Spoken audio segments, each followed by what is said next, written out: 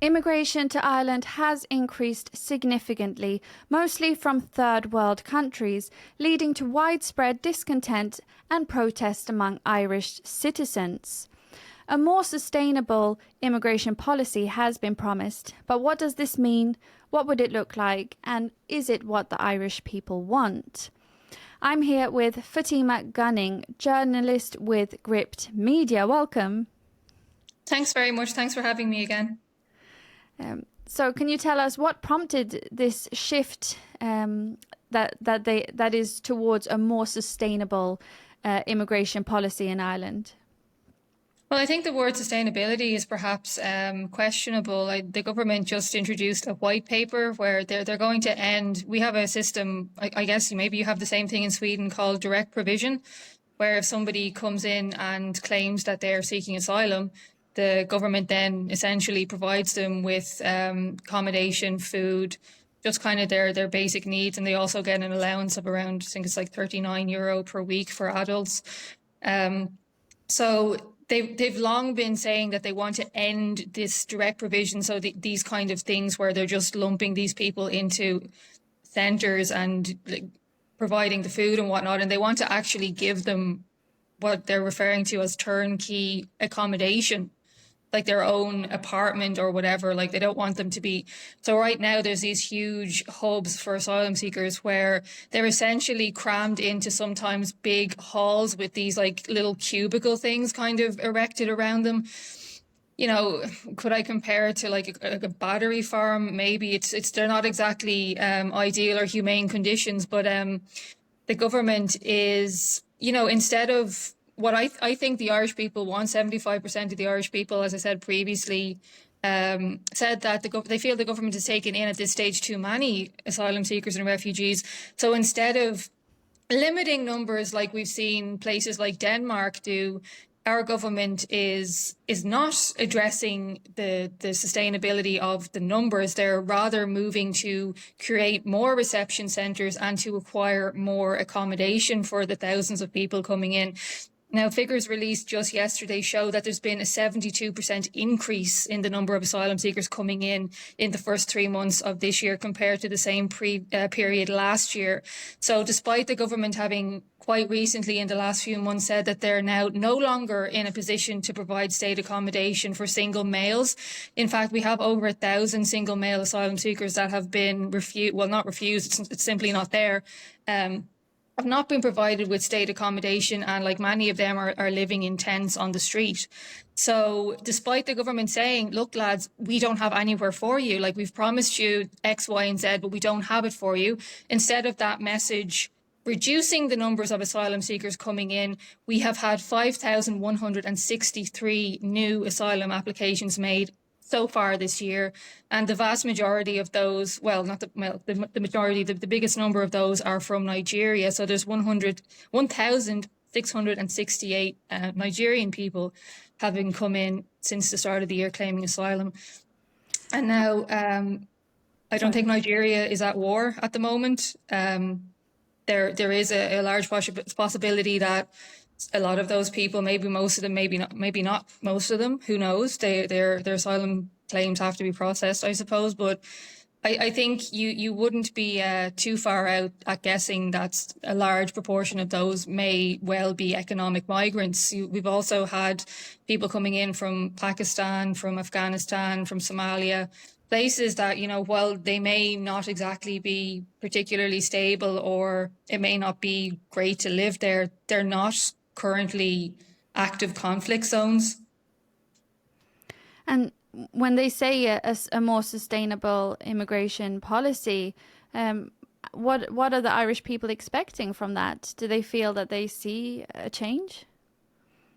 I don't think, speaking to the Irish people and seeing that there has been a lot of kind of turbulence within the government since the referendum there on the 8th of March last month. Janie, almost a month ago now, how time flies. But I think that there's been a shake-up in the government. We've seen a lot of members of parties like Fine Gael who are in a coalition government with Fianna Fáil at the moment. They have been leaving the party. Like there are Taoiseach, our Prime Minister, Leo Varadkar, has announced quite shockingly, really, to a lot of people that he will be resigning. I think that, I don't know, it's hard to tell. I think that the government in some ways have realised too late that they have just pushed this policy of letting in unlimited numbers of people, be they asylum seekers or beneficiaries of temporary protection from Ukraine. They've kind of gone too far with it now, where I don't think, even though we see some of them like Sinn Féin backtracking now and saying like, well, we never really supported this, like this isn't on us. I don't think that they believe that the people will actually fall for that, the backtracking.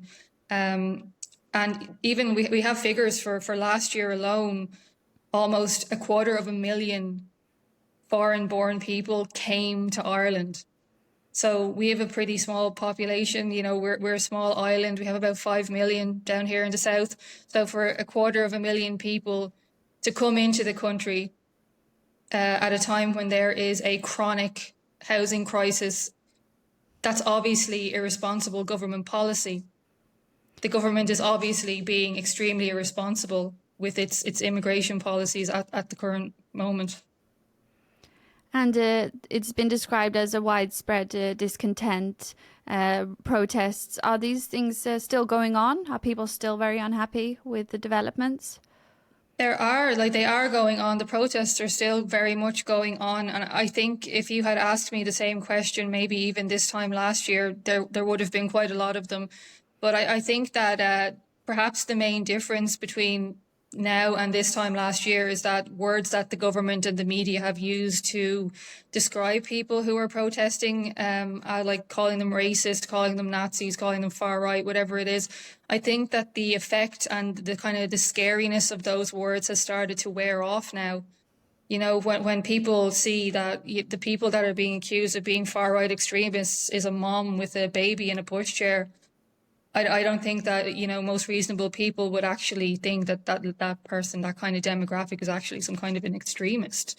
So I think because of the kind of wearing off of the fear mongering from the government with the name calling, I think that these things are getting even more widespread. They're everywhere. I think they're almost in every town in Ireland at this point.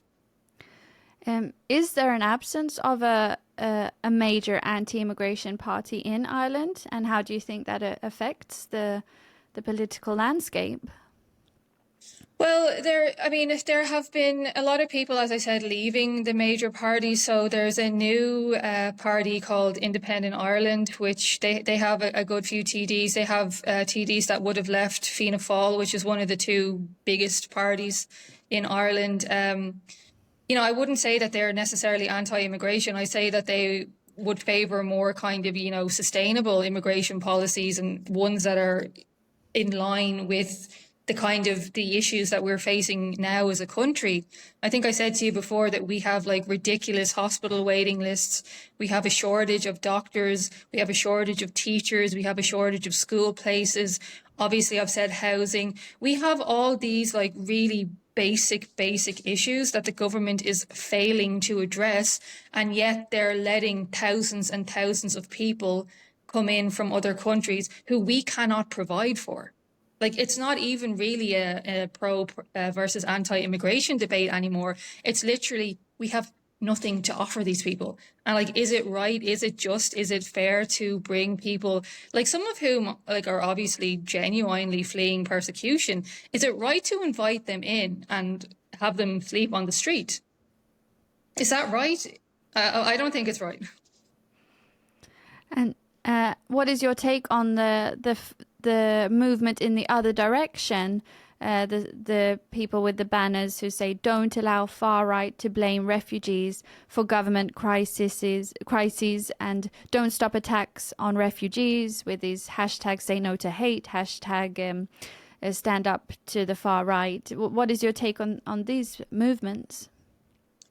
I mean, from my own kind of perspective of just keeping an eye on things, I almost think that those kind of voices are somewhat like fading a little bit. I don't think that I think they see now that their message isn't really effective because, like, as I said, it's not It's not people saying like we don't like foreigners or we don't want migrants in our country. Like that's ridiculous. I think the Irish people are very welcoming of anybody who wants to come to the country and contribute. Like my own father was from Pakistan. I mean, I don't think that the Irish people are in any way like obviously there's a few like nutbags here and there, but I don't think that Ireland is a racist country. It's not a racist country.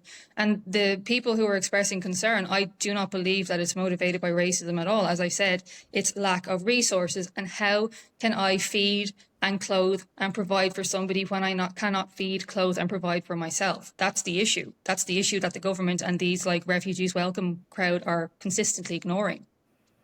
Do you feel that the government are starting to shift towards this type of mentality and this understanding that you're expressing? Yeah, I certainly see talk. I mean, they're talking about it. They're saying, like Leo Varadkar, the outgoing Taoiseach, recently admitted that the majority of asylum claims coming in are not genuine. And there's been talk of adding, so recently Botswana and Georgia were added to, sorry, was it Georgia or Algeria? I think it was Georgia. But they were added to this list of safe countries. So like obviously if you're coming claiming asylum from a safe country, that casts a lot of doubt as to the validity of your claim. So they're doing things like that. Are they actually stopping the flow? I don't really see that they are. So at this stage, I think a lot of it is still probably talk. Yeah. Thank you, Fatima Gunning, journalist with Gript Media. Thanks very much. And thank you for watching Riks Europe.